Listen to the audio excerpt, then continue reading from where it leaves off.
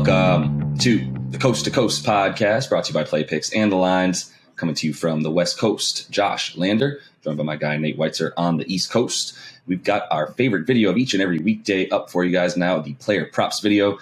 Weird night last night. LaMelo Ball went down in the first 6 minutes of the game. We obviously like to pick him. Ton of points for the Hornets that he probably would have been a part of. But either way, we'll look to get above 500 on the week tonight as we're still hovering right around there with you guys. Nate does have his great article up on playpicks.com with some best bets and player props in there for you.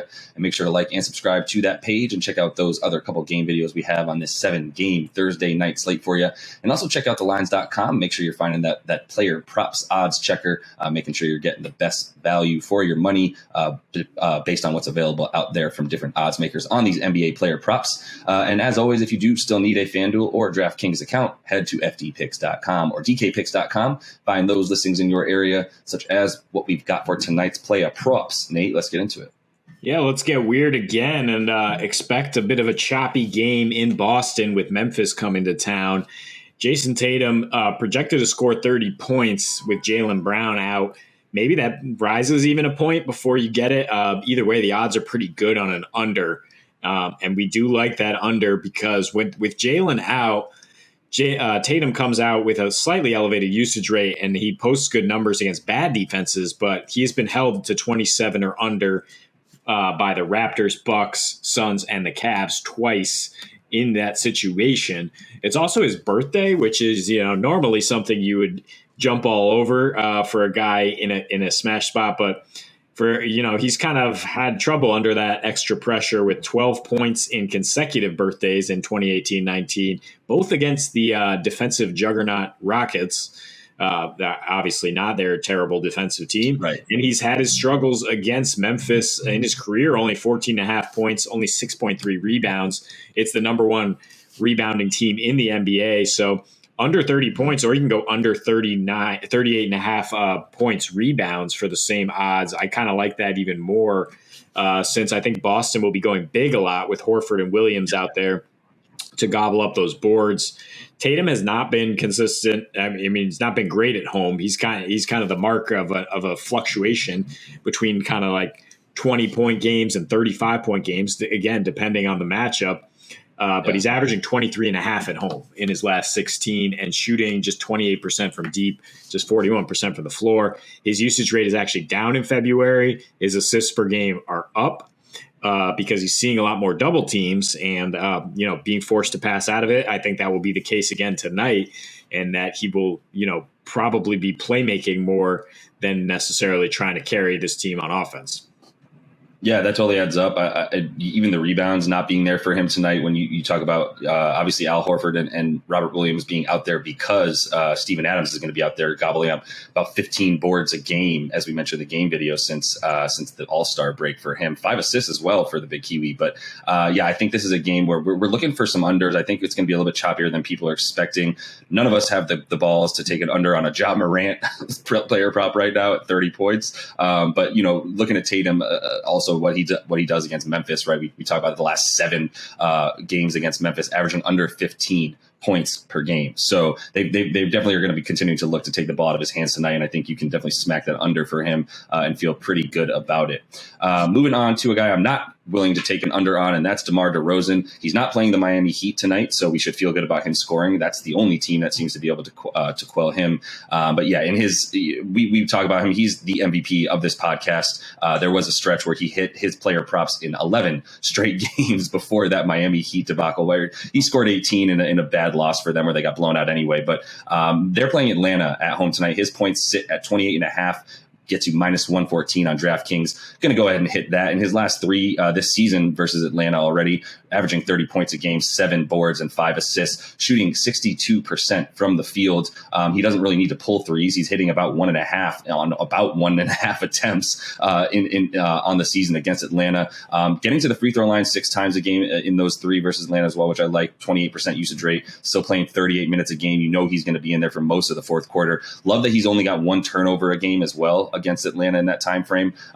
This is really just indicative of what he's been doing overall in his last 10. Outside of that stinker to Miami, I say stinker. 18 points is way more than most of us could ever score in the NBA, but he's averaging 10, in his last 10, 35 points a game, 6 boards, 5 assists. He's shooting 57% from the field, 47% from three. Still not getting very many up, but the free throw line is what I love for DeMar this season, getting there about 9 times in his last 10 games, hitting about 7.5 of those on 8.5 attempts. That usage rate up to about 34% in that time frame as well. Atlanta at home, not a good defense, really not a good defense anywhere, but even at home, 5th worst defensive rating on the season. And when you're talking about DeMar, you want to know how the other team defends that mid-range and those 2-pointers. They don't.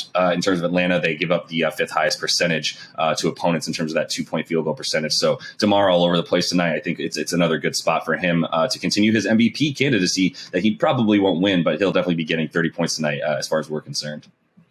Yeah, but he might finish second in the MVP, and I have seen odds for around plus 4,500 for Jokic to win it and DeRozan to finish second, if you can find that at your sports book.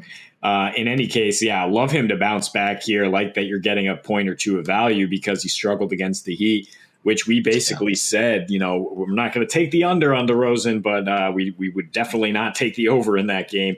Now we can go right back to it, a team that he torched for 12 points in the fourth quarter in their last time out, a team that we just exploited with Jayson Tatum, and now we're oscillating the other way on Tatum because the Hawks have no wing defense, and they're playing Danilo Gallinari, and they just don't have any answers for a guy like DeRozan. So, you might see a similar situation with Tatum where DeRozan also becomes a bit of a playmaker because once the Hawks realize they cannot guard him one-on-one at all. So 33.5 points and assists also in play, but the odds are better for the straight points. And I love it. I would bet, a good chunk of my bankroll and just hope that he continues doing what he's done at a historic rate. My second pick tonight is going to be Terance Mann in that Clippers-Lakers game. I would like to see where Kevin Durant's props are at. I would mention that he has a 33.5% usage rate in his last 7 against Miami. Miami's on a back-to-back. Miami's been allowing a lot more points than lately. And, of course, there will be no Kyrie Irving for Brooklyn in Brooklyn. So consider looking at Durant's props when they come out. But we're attacking how bad the Lakers are right now, and Terance Mann is that glue guy, that energy guy who can just run circles around this lackluster team that has no energy. Recent matchup against the Lakers, he went for 19, 10 boards, and 4 assists over 36 minutes. He's now a much bigger part of the Clippers rotation than he has been in the past, as they basically have shut down Kawhi and Paul George for the season. Yeah. And in his last 3 games at the arena formerly known as Staples, 21.3 points, 8.3 rebounds, 3.7 assists as well at 60% field goal shooting. I think the super safe bet here is 5.5 rebounds. That's why you're getting minus 140 on that because Mann is an elite rebounding wing. You get slightly better odds if you combine that with points at 19.5. And I wouldn't mind taking the whole package at 22.5 points, rebounds, assists, but hopefully you get it up to 6.5 rebounds. I know there's some books where you can adjust the player prop to get a little bit of better odds, but the Lakers are giving up hella rebounds. In fact, the 4th most since the All-Star break, also allowing opponents to shoot 50% from the floor, also have the 2nd worst offensive rating, also are 26th in rebounding rate in their own right, and giving up the 6th highest percentage inside the arc in that span since the All-Star break, including 66% field goal shooting in their last outing inside the arc. Both these teams actually giving up a ton of points at home, paint points, and playing with a good amount of pace. So I think it's a great game for Mann to pile up stats. Yeah, no, I'm with it. I mean, you can't stop yourself from finding enough stats on the Lakers side that are just putrid to let you know that this team is not anybody that you feel comfortable stopping anybody at this point. And definitely don't even feel comfortable picking them to win anything, et cetera. But I think Mann is a good bet here as somebody who plays very well against the Lakers for the Clips especially. So last pick for me here, Nate, I'm going with another pretty common standby for us, Dejounte Murray, who continues to hit his prop totals as well. Tonight, he's playing one of the worst, if not the worst defense in the league in the Kings. Over 32.5 points and assists on FanDuel is where we're looking to get minus 111 on your money there. This season in sack in just 2 games, we're talking about 26 points or so, 8 boards and 7 assists. 8 assists and 7 boards. Talking about 33 minutes per game, a usage rate above 27%, and actually shooting really good splits, even from 3, 57% from the field, 42% from 3. They're playing at home where the Spurs play a lot faster. The point total in this one is 241, as these two teams, since the All-Star break, have been playing at a pace of about 103, both of them. So that, blistering fast. Expect a ton of points tonight, which means a lot of the ball in DeJounte's hands as he's, leading the fast breaks, etc.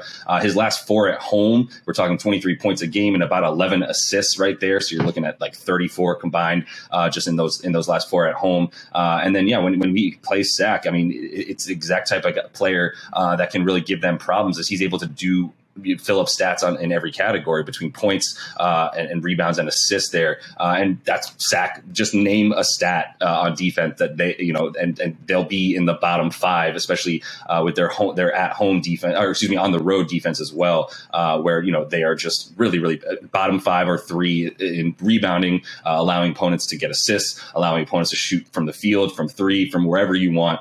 Sacramento is just bleeding defense at this point. And so DeJounte is a good bet to continue to fill up the stats on a team that he's going to continue to build his future with, and get all those minutes as a young player that's, the star of the team, but still young enough to be in there and get those like 33, 35 minutes a game, as we talk about. Yeah, and he hasn't played a home game since February 4th, and had 3 nice lines in a row against the Rockets, Warriors, and Bulls, topping that total in 2 of the 3. Shooting well over 50% in those. As you mentioned, the Kings give up everything you would want from point guards, including the second most assists per game since the All-Star break, and they're on a back-to-back as well after getting blowed out in New Orleans last night, which, damned our CJ McCollum pick, but the Spurs aren't really likely to blow anybody out these days. They can't stop anybody on the other side. They are actually giving up the 3rd most assists per game right there too. So yeah, that's why you like a game with this much back and forth, and the Spurs number 1 option in it. Yep, 2 really bad defenses. As you mentioned, the Spurs also, it's very relevant here, 5th worst defensive rating right now since the All-Star break as well. So plenty of points to go around there. And like I said, we'll look to get well above 500. We're still, since January started, still about 35 units up for you guys here. So we're going to continue to get back into that groove. We've been hovering around 500 the last couple of days, but definitely time for a little bit of a turnaround tonight and win some money with you guys. So that is all the time we have for you in this one. Make sure you are liked and subscribe to that page. Got a couple other videos up for you today. And until we see you next, happy betting.